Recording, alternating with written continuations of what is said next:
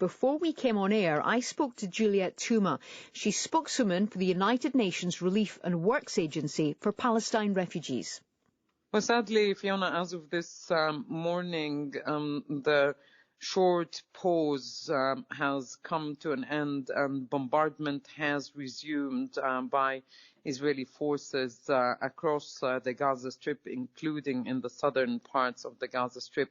We also know that humanitarian aid, has not flowed into the Gaza Strip as of this morning. So today, no humanitarian assistance was received. And what's the impact? What kind of consequences is that having, Juliette? I mean, look, we've already received reports that there are casualties in Gaza, including people who have been killed as of this morning.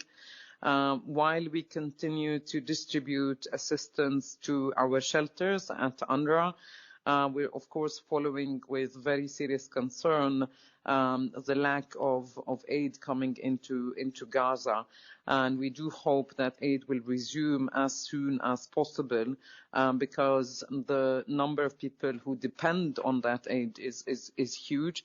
And we need to replenish supplies, and we need to ensure that there's continuity and that people are receiving the assistance they need. We're also very worried that given the resumption in the bombardment, that more people will come and seek refuge and shelter in UNRWA facilities. You see, so far we have more than 1 million people already in our shelters. So the likelihood that that number will increase is very high.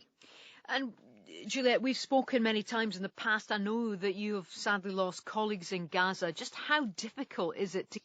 Yes, you're absolutely right. 111 colleagues of ours have been killed during the war in Gaza. This is the highest number of United Nations aid workers killed in any conflict since the United Nations started operating just after the Second World War.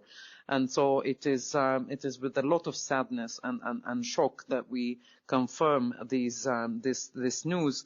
And the likelihood that this number is going to increase is high, because we continue to have many of our colleagues who are unaccounted for.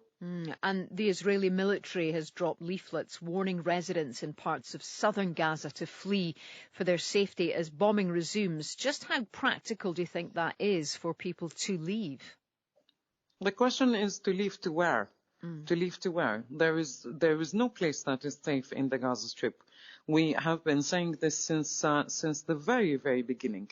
Everywhere was impacted by the bombardments, by the airstrikes.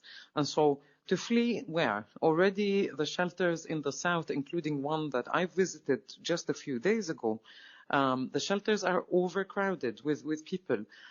Even UN facilities, including in the south, have not been spared. And they should have been protected according to international law. So we call for the resumption of the pause that we've had over the past few days. It brought respite and some calm to people, and the resumption of the operations will be extremely harmful to many people, many civilians, many children, many women in the Gaza Strip. And I suppose on that, Juliette, finally, what would your message be to both Hamas and to the Israeli government? We call on all parties and those with influence over them to put an end to this war in Gaza. It is time to reach a humanitarian ceasefire for the sake of civilians wherever they are. Are you hopeful of that, Juliette? We live on hope, Fiona. We live on hope, and meanwhile we will continue at UNRWA to fulfill our duties towards the Palestinian communities in need and provide them with humanitarian assistance. That was Juliette Touma there from the United Nations Relief and Works Agency for Palestine refugees.